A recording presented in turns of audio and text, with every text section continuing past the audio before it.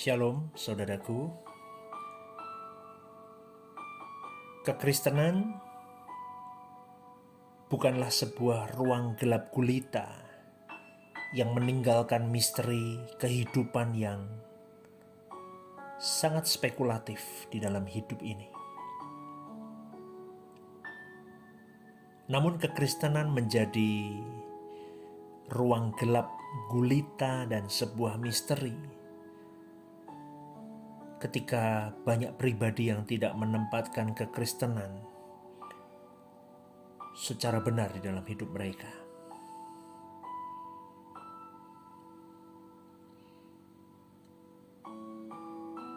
Maka akan banyak muncul asumsi bahwa ada banyak misteri di dalam kekristenan. Itu bisa kita patahkan semua dengan banyak hal yang bisa kita pahami satu persatu di dalam perenungan kita pada hari ini. Kekristenan adalah sekolah kehidupan, saudaraku. Kalau alam berpikir kita sebagai manusia yang hanya mau menyukakan diri kita sendiri, maka itu akan sulit kalau kita mengatakan kekristenan adalah sekolah kehidupan. Tetapi berbeda dengan pribadi yang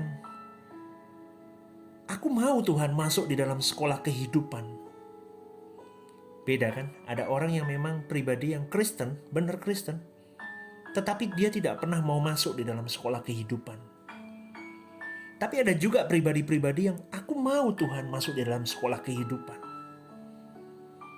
supaya aku bisa meraih hasil yang akan dapat aku nikmati di kekekalan nanti.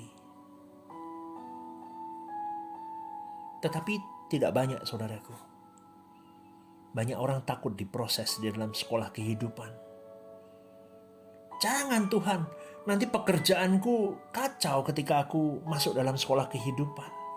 Jangan Tuhan, nanti zona nyamanku terganggu ketika aku harus masuk di dalam sekolah kehidupan.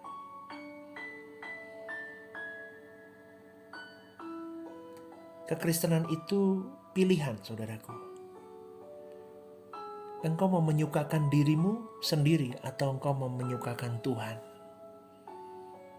Jelas kekristenan yang sejati, dia lebih memilih untuk aku mau menyukakan Tuhan di dalam hidupku. Engkau mau menuruti siapa di dalam hidup ini? Menuruti kehendak diri sendiri, kemauan kita, hak bebas kita. Atau kita mau menuruti kehendak Bapa?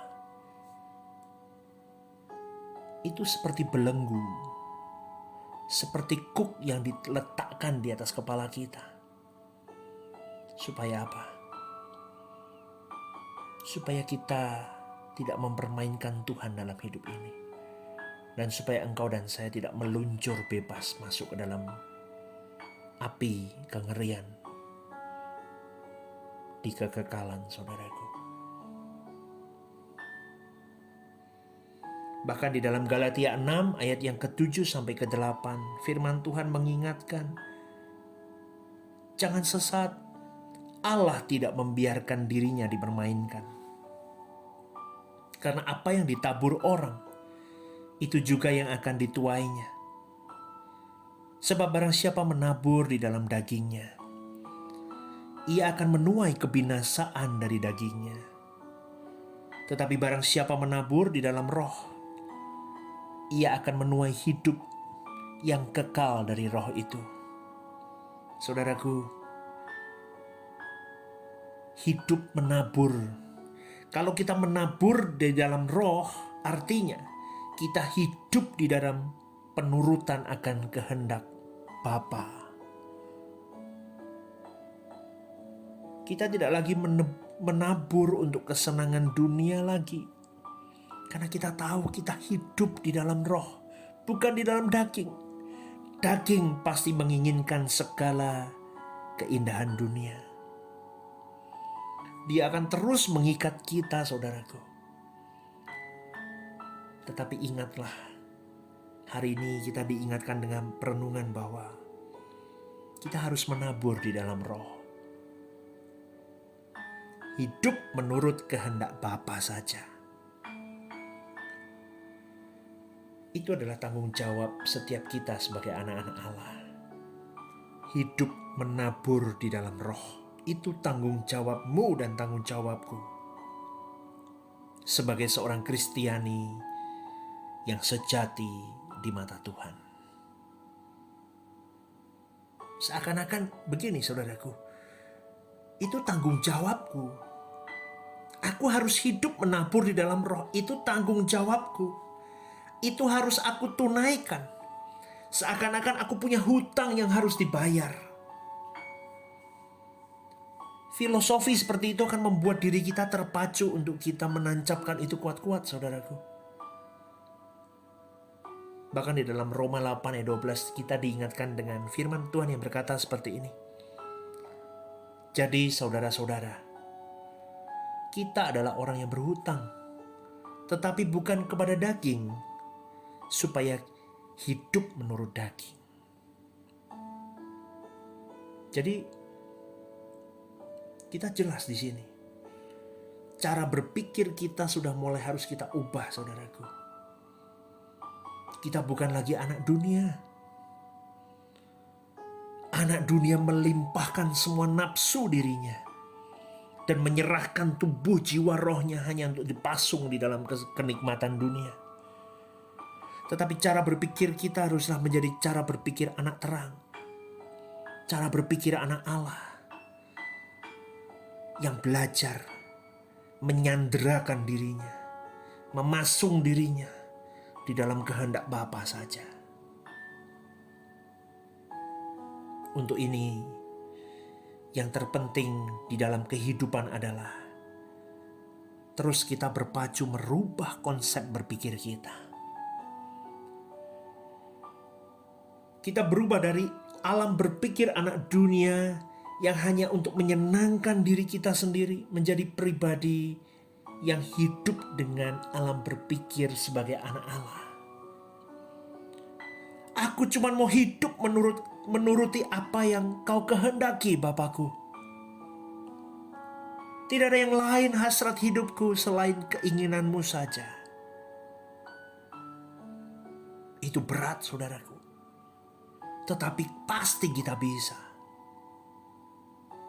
Karena perubahan ini tidak bisa terjadi dengan semata-mata terjadi. Tidak bisa. Tidak bisa instan dan cepat, saudaraku. Jadi jangan pernah seperti anak dunia, Kristen-Kristen dunia yang berpikir bahwa aku berharap Tuhan memulihkan hidupku. Aku berharap Tuhan memulihkan cara berpikirku dengan mujizat.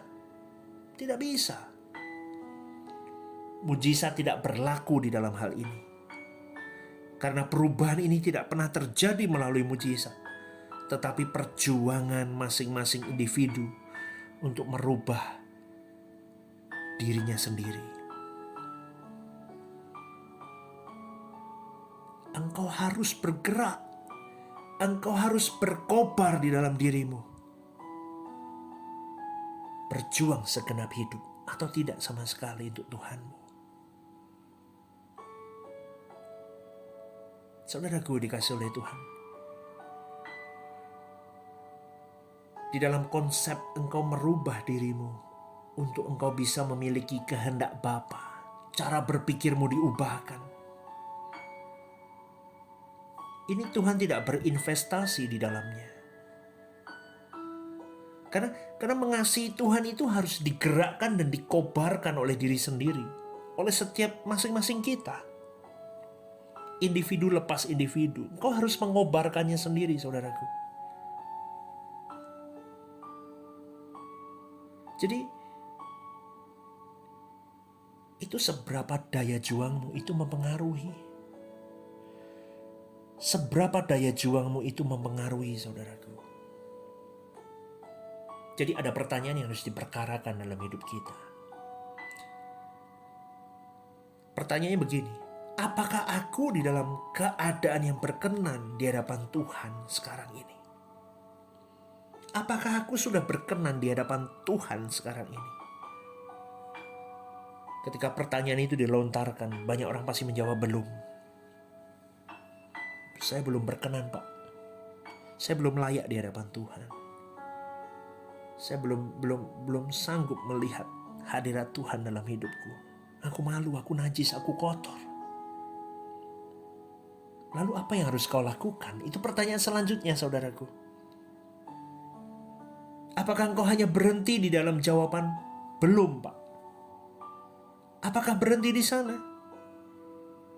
Karena kalau saya lihat, saudaraku, banyak orang berhenti di jawaban belum. Mereka puas dengan jawaban belum. Mereka berpikir bahwa itu kan proses, Pak. Itu proses. Kita semua butuh proses. Dan mereka merasa everything is okay. Mereka merasa tenang. Sebab mereka berpikir bahwa mereka tidak bermaksud untuk mengkhianati Tuhan. Mereka tidak ada terbersit untuk mengkhianati Tuhan. Mereka berharap suatu hari nanti mereka bisa berkenan di hadapan Tuhan.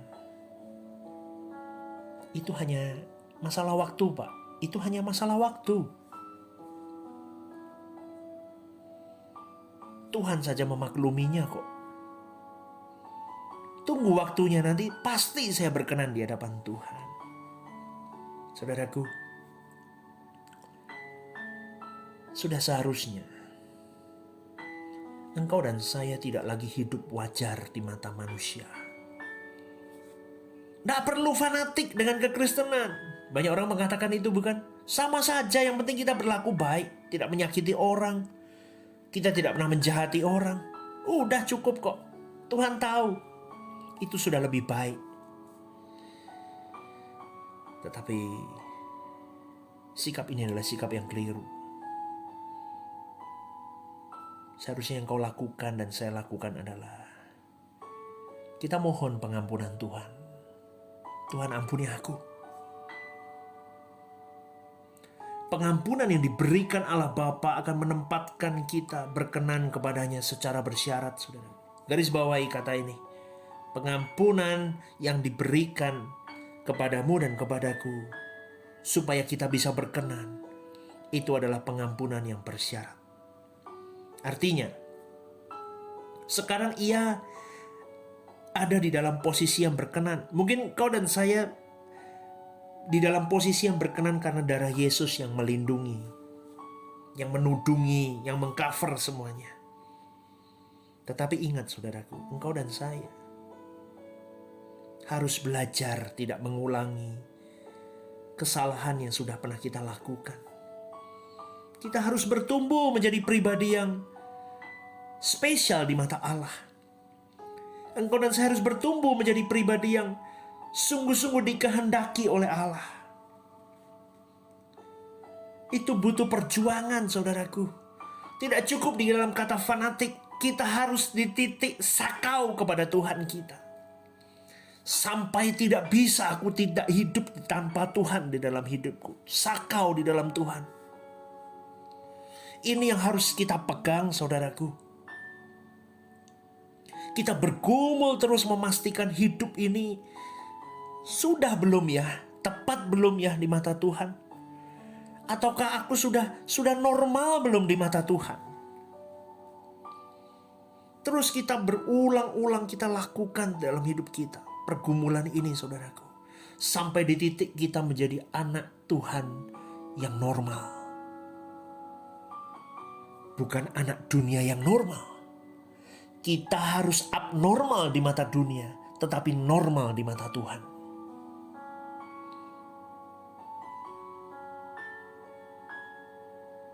Engkau tidak perlu merasa bersalah ketika engkau mengalami pergumulan demi pergumulan yang sama. Engkau jatuh bangun, terus kau berjuang. Tetapi engkau tidak terus jatuh di dalam kesalahan yang sama. Satu step kau menang, step kedua jangan sampai jatuh di step yang pertama. Terus kita berjuang. Tetapi yang paling penting, saudaraku, serius. Engkau dan saya harus serius, memiliki tindakan yang nyata untuk bisa mencapai taraf yang lebih tinggi di dalam kebenaran di hadapan Tuhan. Kita harus benar di mata Allah. Percuma loh yang kita lakukan selama ini melayani Tuhan kalau hidupmu dan hidupku dipandang Allah tidak benar, saudaraku. Buang waktu, sia-sia yang kita lakukan. Maka dari itu, saudaraku, saya selalu mengingatkan, kekudusan hidup itu harga mati. Tidak ada excuse.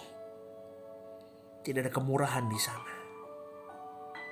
Harga mati, saudaraku. Apalagi engkau yang melayani Tuhan. Kalau engkau tidak meletakkan dirimu, kekudusan adalah harga mati. Kau sedang main drama di dalam kerohanianmu.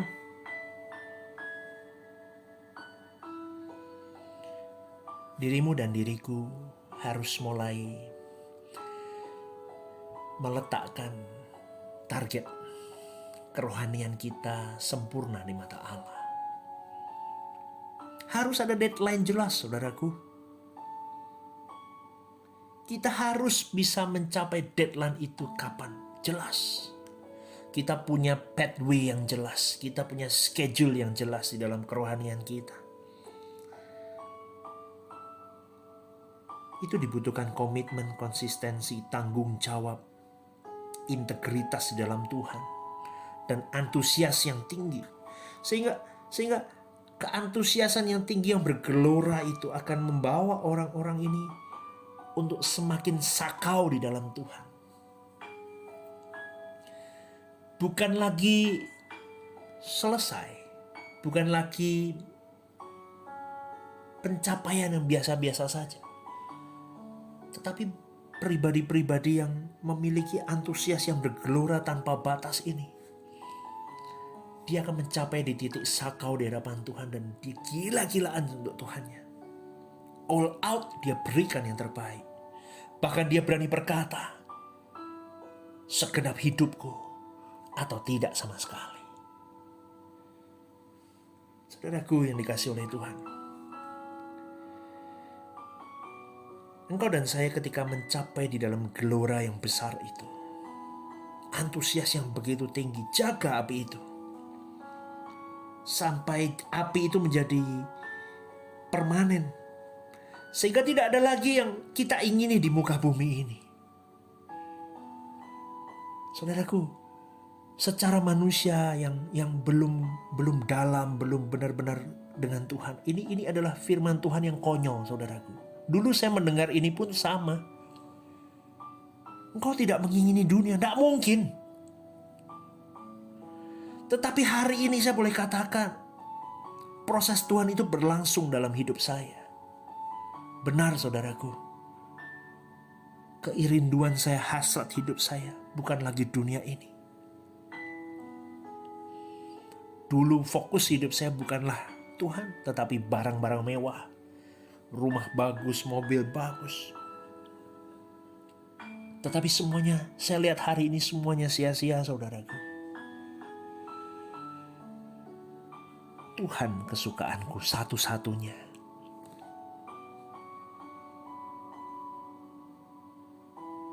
Engkau akan menikmati ketika engkau memiliki gelora, engkau memiliki antusias yang tinggi, engkau memiliki deadline jelas untuk kerohanianmu di hadapan Tuhan.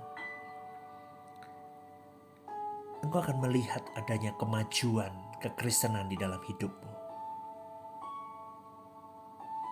Engkau bisa mengerti sampai di mana taraf hidup kekristenan yang sedang kau jalani.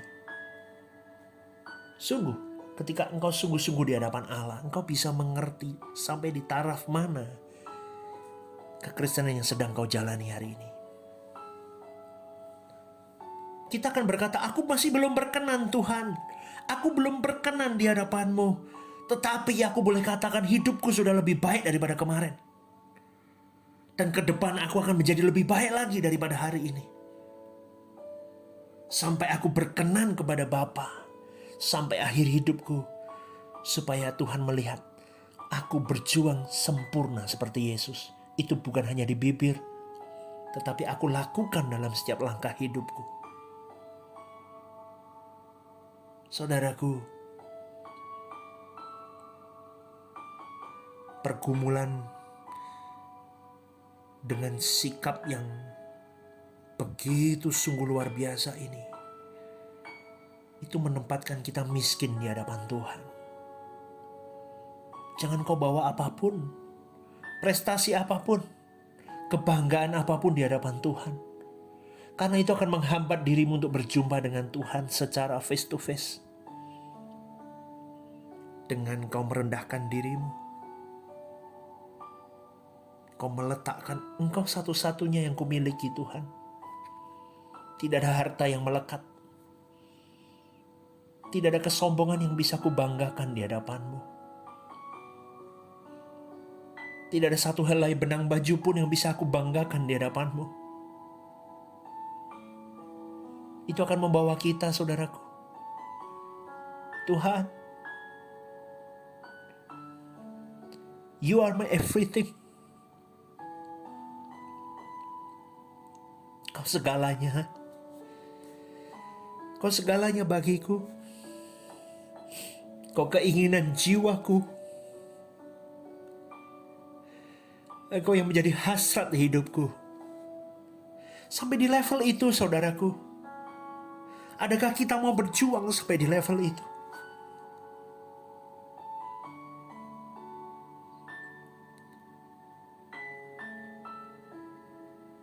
Tidak ada orang yang bisa memahami pergumulan hidupmu dan hidupku. Tetapi engkau dan saya bisa mengerti secara utuh, saudaraku. Sampai di mana level kekristenan kita. Sampai di mana tangan kita menggapai Tuhan itu sungguh-sungguh atau tidak. Seberapa serius dirimu menggapai Allah yang hidup di dalam hidupmu. Engkau sendiri yang tahu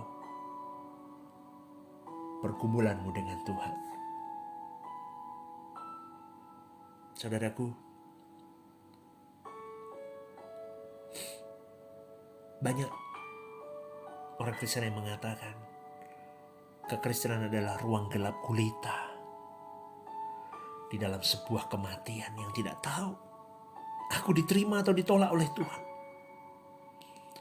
Tetapi ketika kita mengerti perenungan hari ini, tidak ada yang mustahil, tidak ada misteri kekristenan. Karena hidup di dalam kekristenan yang benar, menjalani apa yang Tuhan kehendaki, apa yang Bapa mau, kita pasrah hidup kita. Kita all out memberikan semua yang Tuhan mau. Kekristenan bukanlah spekulatif untuk menerima keselamatan.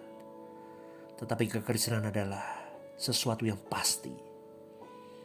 Jika engkau melakukan semuanya dengan benar di hadapan Allah.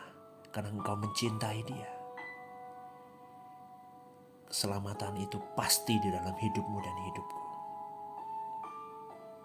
Saudaraku, ingatlah di dalam Matius 5 ayat 3 dikatakan, berbahagialah orang miskin di hadapan Allah, karena merekalah yang empunya kerajaan surga. Ingat panggilanmu, ingat panggilanku. Mulai hari ini, saudaraku, jangan pernah lupa siapa dirimu di hadapan Allah. Berikan hati yang bergelora, yang terbaik, yang bisa kau beri semasa engkau masih hidup di muka bumi ini. Segalanya untuk Tuhan kita. Berjuanglah.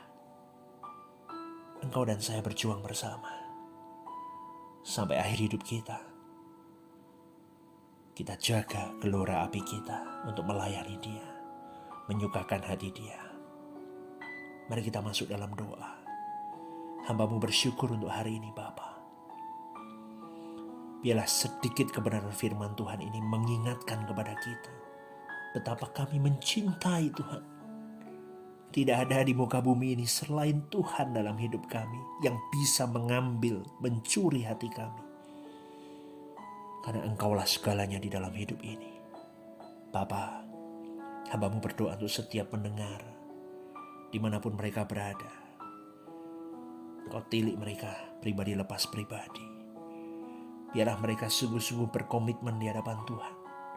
Memberi yang terbaik di dalam hidupnya. Yang terbaik untuk Tuhannya. Mereka berjuang dan berjuang. Di dalam pergumulan hidupnya. Untuk terus sempurna di mata Allah. semakin hari semakin sempurna, semakin baik, dan semakin sempurna seperti Yesus yang sempurna. Itulah yang menjadi keinginan kami dan perjuangan kami. Terima kasih Bapakku. Kami sekali lagi katakan, thank you Jesus for everything. Di dalam nama-Mu kami berdoa dan bersyukur. Haleluya. Amin.